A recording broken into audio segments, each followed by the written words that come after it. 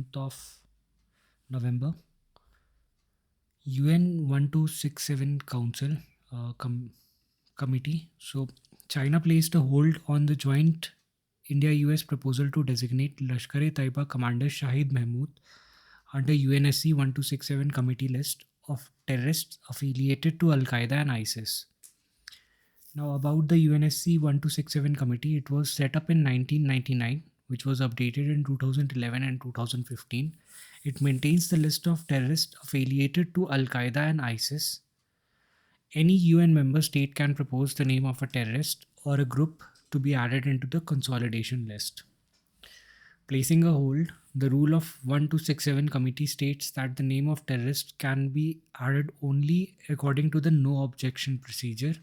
If any member of the UNSC places a hold on listing the name, then the name cannot be added to the consolidated list of terror group. China has repeatedly misused its veto power to prevent addition of names proposed by India.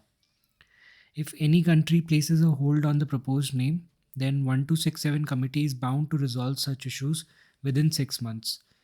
The holding country has to decide whether to accept the listing or to place a permanent objection to it. Reasons behind placing a hold by China. The most important reason is the China Pakistan bilateral relationship. China has blocked the listing proposal from Masood Azhar in 2009, 2010, and 2016 to 18. It claimed it had inadequate information. China withdrew its hold in 2019. According to Chinese ambassador, China places a hold because it needs time to study these specific cases. India's permanent representative to UN, Ruchira Kamboj, has asked to end the practice of placing holds and blocks on listing requests. Other efforts by India has consistently tried to build international consensus on cross-border terrorism. Its effort was seen when Pakistan was placed on the grey list under the FATA, Financial Action Task Force, FATF, due to its inability to curb terror financing and money laundering from 2012 to 15 and 18 to 22.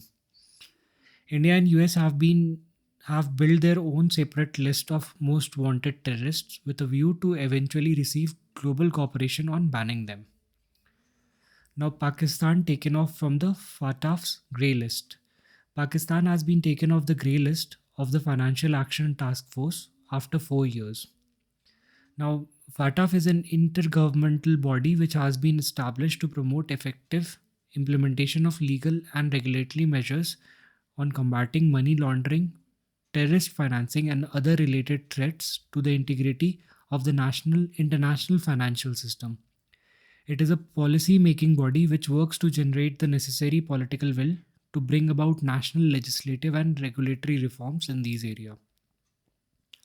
Role of FATF in combating terrorism financing: set standards for so set standard it sets standards, it provides protection, it studies, its evaluation, coordination, and monitoring. Moving on to set standards for combating money laundering, terrorist financing, and financing of proliferation of weapons of mass destruction. Protects the integrity of the financial system and enhances its transparency. The FATF conducts and publishes expert operational and strategic studies on risks, trends, and methods. It also develops and sets global policy standards, best practices, and guidance. It evaluates FATF members countries and oversees in close cooperation with the FATF style regional bodies. Now, the standards developed by FATF forms the basis for coordinated response to the threats to the integrity of the financial system and help ensure a level playing field. The FATF monitors the progress of its member in implementing necessary measures, review money laundering and terrorist financing techniques, and countermeasures. Now, FATF maintains a grey list of countries monitored closely by it.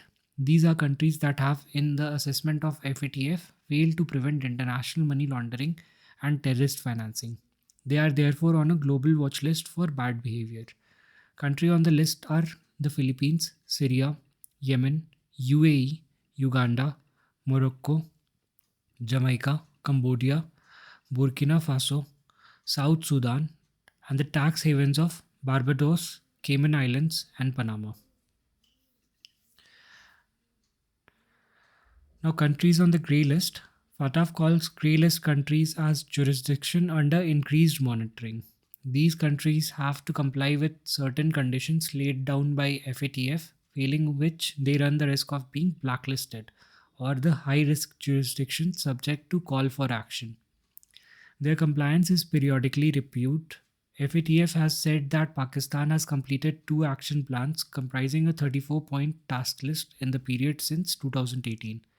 Based on this progress, FATF has taken Pakistan off the grey list.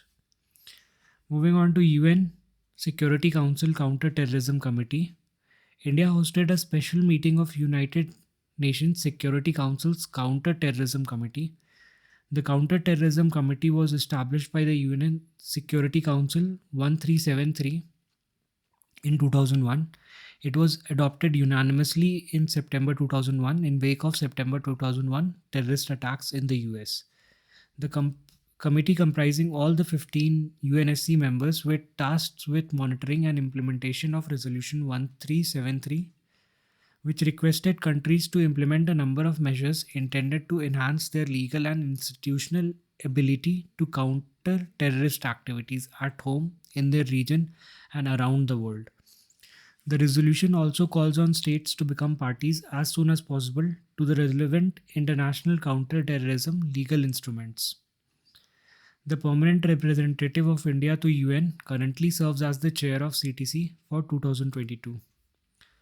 Purpose of UNSC CTC meeting in India. The CTC discussed the overarching theme of countering the use of new and emerging technologies for terrorist purposes. The panel also discussed terror financing through cryptocurrency and the use of drones in New Age terrorism. The focus was on online radicalization and terror recruitment. The deliberation led to the Delhi Declaration on countering the use of new and emerging technologies for terrorist purposes. This was the first meeting of UNSC CTC in India since its establishment in 2001. Challenges related to terrorism. There is a lack of global cooperation in fight against terrorism. Lack of international cooperation was evident in bringing justice to the victims of 26/11 Mumbai attack. Pakistan has not prosecuted the perpetrators of the attack. Now, the UN has refused to extradite terrorist suspects to India. US. China continues to block designated LTE leaders on UNSC 1267 terror list. Moving on to dirty bombs, Russia has delivered a letter to the UN claiming that Ukraine is preparing to detonate a dirty bomb in its territory.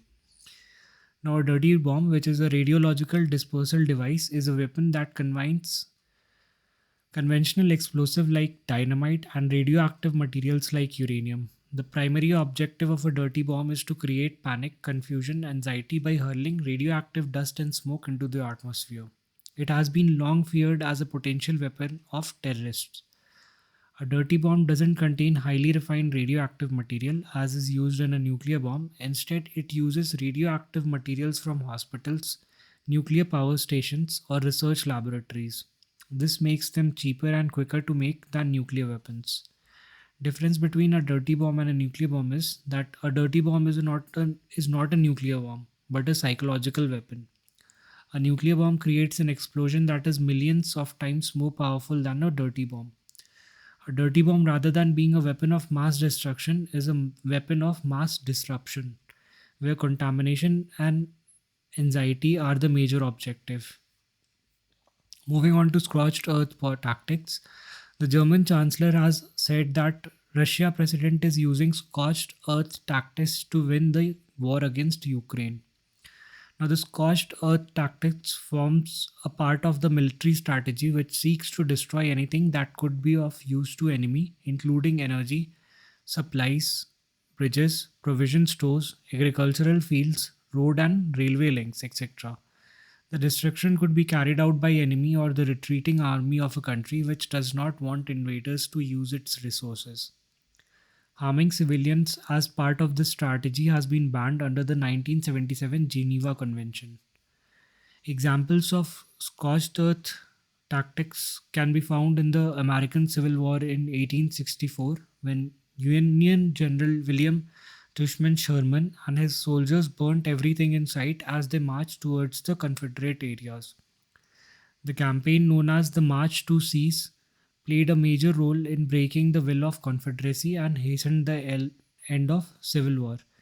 Russia has employed the tactics during Napoleon's invasion of Russia in 1812 and during the Second World War attack against Nazi attack on Russia, which was spread in 1941 to 42. Retreating Iraqi forces used it during the Gulf War in 1991 by setting Kuwaiti oil wells on fire. The armies of Maratha leader Chhatrapati Shivaji were known for their scorched earth tactics. Some historians have said that while Maratha leaders looted and burnt every enemy towns, they were under orders not to harm civilians or desecrate religious sites. Moving on to the Black Sea Grain Initiative, Russia has said that it will withdraw from Black Sea Grain Initiative before changing its decision.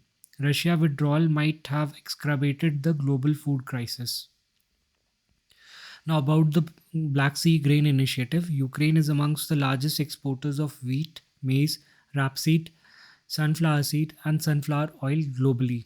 Ukraine supplies 45 million tons of grains to the global market every year.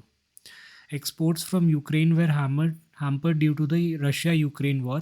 Ships were unable to secure safe passage from Ukrainian ports. This resulted in a spike in global prices of staple food. To overcome this, in July 2020, the UN, Russian Federation, Turkey, Ukraine agreed to the Black Sea Grain Initiative. The initiative can help avert the chances of global food crisis spiraling further. Now, the deal allowed exporters of grain, other foodstuffs, and fertilizers from Ukraine to resume through a safe maritime humanitarian corridor and three Ukrainian ports. Now, according to the UN Office of Coordination of Humanitarian Affairs, 10.1 million tons of grains have been shipped since the initiative commenced. The deal has made a huge difference to the global cost of living crisis. To implement the deal, a joint coordination center has been established in Istanbul, comprising senior representatives from Russian Federation, Turkey, Ukraine, and United Nations. So the three ports mentioned are Odessa, Yuzunsi, and Kronomorsk, and this would be the map. So the river that is Danube Delta Biosphere Reserve. So there is Romania, there is the Odessa port, and it will lead towards Istanbul through Black Sea.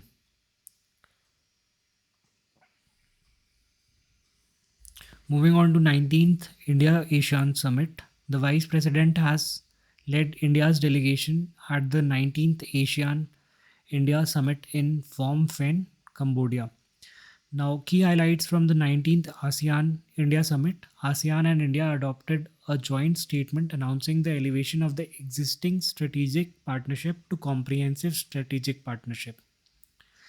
Both sides reaffirmed the importance of maintaining and promoting peace, stability, maritime safety, security, freedom of navigation, overflights, and in the Indo-Pacific region.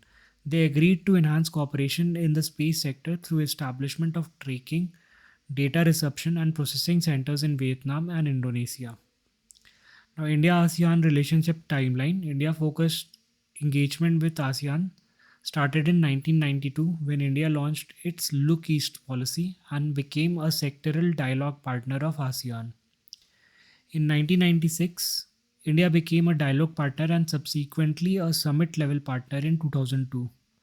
At 20th commemorative summit held in New Delhi in 2012, India-ASEAN relations were elevated to a strategic partnership. In 2014, India remapped the Look East policy as Act East policy to add strategic focus to engagements with ASEAN. 2022 marks the 30th anniversary of ASEAN-India relationship and is being celebrated as ASEAN-India Friendship Year. That will be it.